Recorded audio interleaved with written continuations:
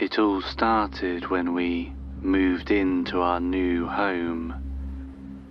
It was a pretty small town, not much to do except go to a movie theatre or diner. Don't know why I'm saying all this. I'm not the type of guy to hang out with friends or family or even socialise for that matter. Maybe it's because it eats me up inside, the portal, the other world. Despite the mood of the town and my inability to not talk that much, I managed to meet and befriend 2 other people from my new school. Their names are Jessica and Lucas. They were both loners as well, I guess, hence our meeting. We used to hang out a lot, like really a lot, both before and after school. They were not new in town, but they totally understood me when I confessed. Although I'm not currently at my best self, I sometimes have flashbacks of the cool little things we did together. Some of you might not get very excited, but the sleepovers, the late night talks, the pizza, and the video games were all things that enhanced our bond in some way. We also had fun exploring new places like abandoned buildings, dead silent streets, and forests. Forests are my favourite places to explore. One good thing about this town is it's full of them. Anyway, about the town. At first I didn't think much about the weirdness it had. By weirdness I mean mostly the people. The teachers at the school, the cashiers, the bartenders, even some of the kids my age had some odd vibes where they didn't either talk much or when they did it was just forced. Not all of the people had it, but it's pretty obvious that some did. Jess and Lucas were completely normal. When we hung out, the world seemed ours, like as if the only people around were us 3. Nobody else mattered. I mentioned above the words portal and other world. Well, I don't usually like to talk about that, but writing about it seems different. I'm sure it will sound like complete nonsense and bullshit though. I'm not in a state of mind to make people believe me if they do not want to at this point. It was a Friday night. We were at Lucas's place and had planned to sleep over at his house. And yes, Jess was there. We also had planned to watch a couple of horror films before we went to sleep, but that never happened. Actually, after consuming 2 or 3 energy drinks each, we wanted to get out so bad.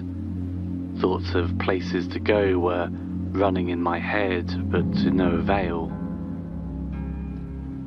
After the dumb ideas that I suggested, Jess just opted to go for a walk and we see what we do then. It was 12 AM. My mum was asleep, so it was easy to sneak out.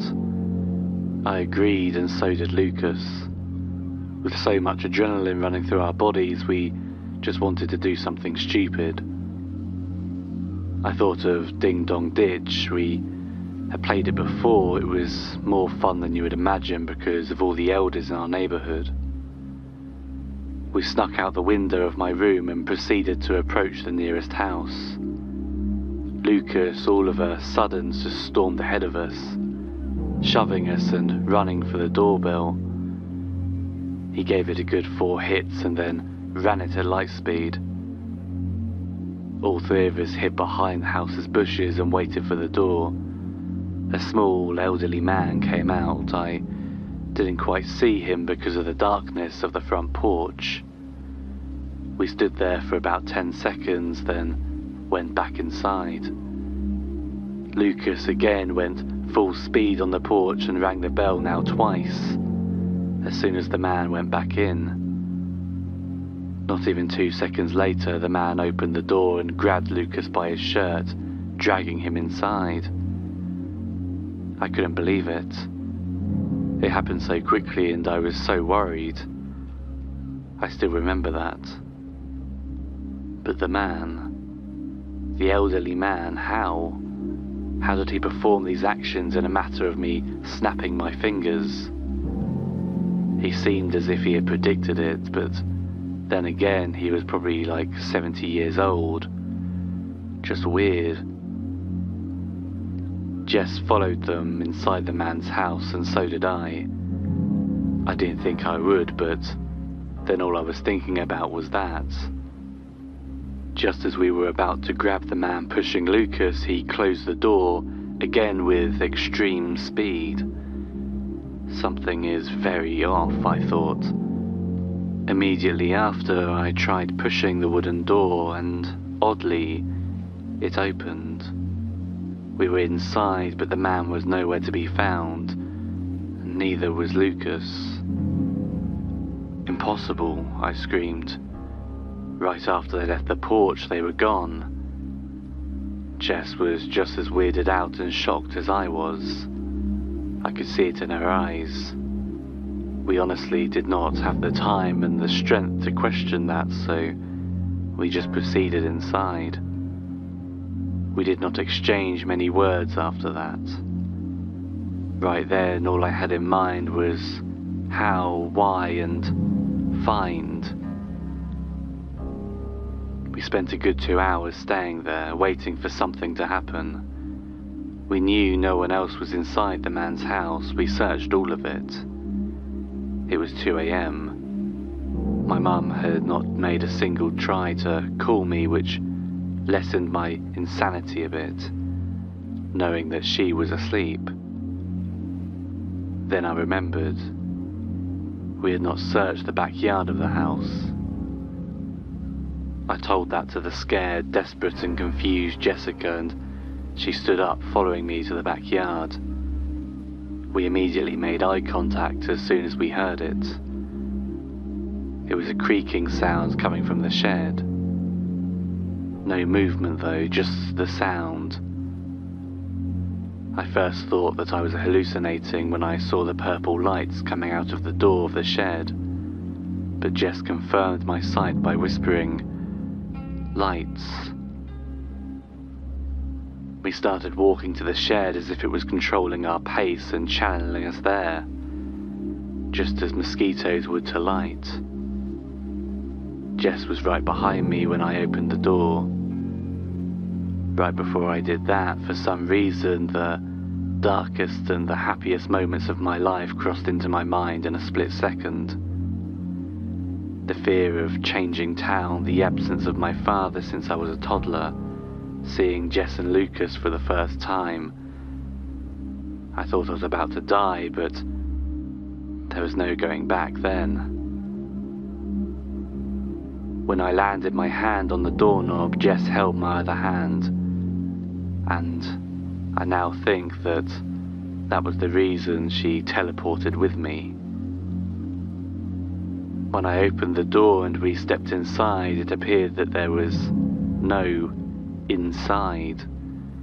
We stepped straight up outside again, but it was a different outside. The first thing I noticed before telling Jess was the sky. It was red.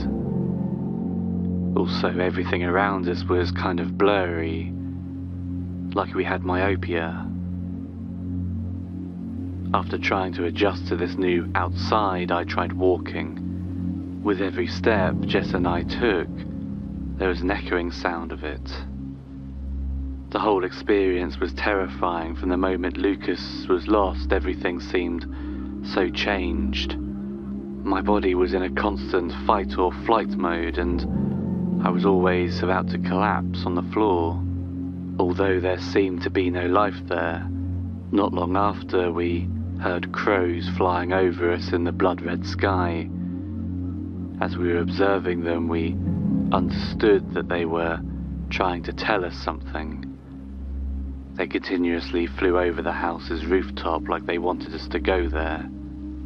I looked at Jess and beckoned that we go inside. When she nodded, I knew we had to go. Inside the house was even darker, and as we began walking, we heard echoes from the kitchen. Just then, we saw from the gap of the kitchen door the man eating. From what we could see, he was alone and was acting kind of normal at least. He then opened the door and I grabbed Jessica's arm out of fear, but he didn't seem to care we were there, like he couldn't even see us. A feeling of relief ran through my body and he walked upstairs, disappearing into the dark. Jess and I then walked out of the house where we saw Lucas laying on his back on the man's front porch. We tried to talk to him, but he didn't answer. We shook him with the same result. At last we just grabbed him and began approaching the shed. We knew it was our only exit from this. The man started sprinting towards us when he saw Lucas being taken away, and I do not know why, but we managed to reach the shed and actually escape. I remember the man's face trying to get a hold of his leg as we threw him into the shed. From all the things that happened that night, I do not wish that I go through them again. I still struggle to explain most of them, but Jess, Lucas and I concluded that it was an alternate reality or dimension, a parallel universe, where things do not happen the same way as they do on Earth, and we had the chance or the curse to have a glimpse of that. As for Lucas, he was okay when we returned. Confused, but okay. That's all I can say. We agreed not to tell anyone else what happened that night, and we never did. Well, except me now sharing this. I couldn't bear to keep something so big and important to myself. Some may believe that because there is one entrance to another dimension in one town, there are not others. I cannot tell that this is proven nor true. Whatever you do not want to mess with these kinds of things. No human should. And if you ever encounter them, you have to be very careful or just stay away. This is me writing this 8 weeks later of this bizarre incident, and I hope you learned something from this story. Thank you for listening. And if you enjoyed this video, please remember to subscribe to the channel and like the video, as it helps more people to find it. Join me for live streams on TikTok several times a week. You can find my profile in the description, or just search Bad Dream Baby. And if you'd like even more content, consider subscribing to my Patreon account, linked in the description. Until next time, good night.